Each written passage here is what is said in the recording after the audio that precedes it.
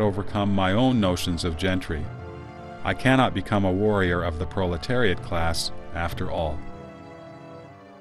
The CCP leader Wang Ming, at the advice of the Comintern, argued for unity with the KMT in the war against the Japanese, instead of expanding the CCP base. At the CCP meetings, Mao Zedong and Zhang Wentian could not reveal the truth of their situation. According to the limited military strength of the Red Army, they would not be able to hold back even a single division of the Japanese by themselves. Mao Zedong was forced to remain silent at the meetings. Later, however, Wang Ming was ousted, first for a left-wing deviation and then branded an opportunist of the right-wing ideology. Hu Yaobang, another party secretary, won back support for the CCP from the Chinese people by bringing justice to many innocent victims who had been criminalized during the Cultural Revolution. Still, he was kicked out. Zhao Ziyang wanted to help the CCP in furthering reform, yet his actions brought him dire consequences. So what could each new leader of the CCP accomplish? To truly reform the CCP would imply its death. There is a certain limit, then, on what even the CCP members can do to transform the CCP system. So there is no chance for any true reformation of the CCP to succeed.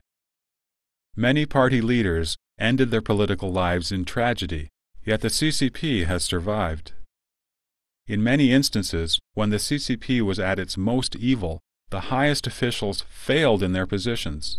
This was because their extent of evil did not meet the requirements of the party. Only the most evil would meet its requirements.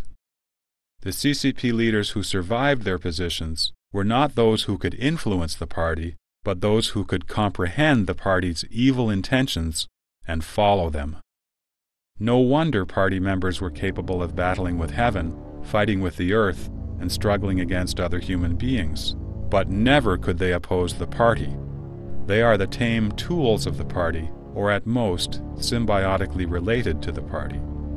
The CCP has mixed violence, terror, and high-pressure indoctrination to form its theoretical basis, which is then turned into the party nature, the spirit of its leaders, the functioning mechanism of the entire party, and the criteria for the actions of all CCP members.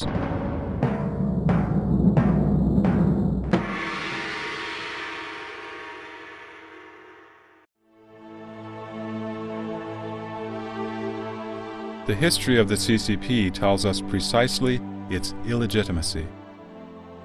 The Chinese people did not choose the CCP. Instead, the CCP forced communism, this foreign evil specter, onto the Chinese people by applying the evil traits that it has inherited from the Communist Party. Evil, deceit, incitement, fighting, robbery, unleashing the scum of society, espionage, elimination, and control.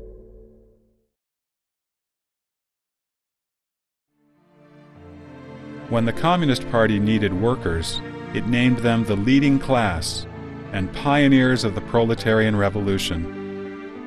But in the end, the workers became the ones who absolutely own nothing.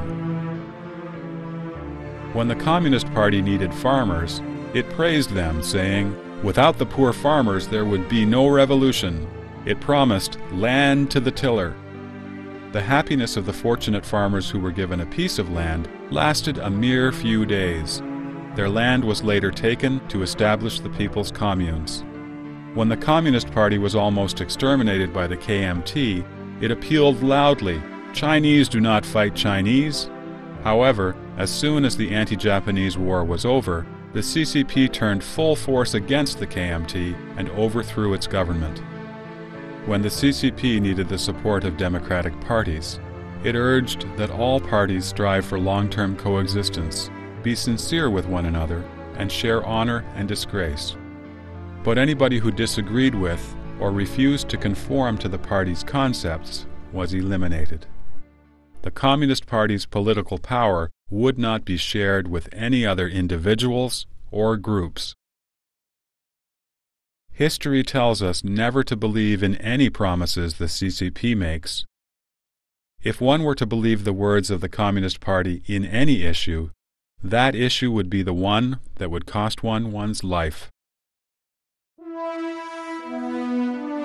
Without deceit and violence, the CCP would not be in power.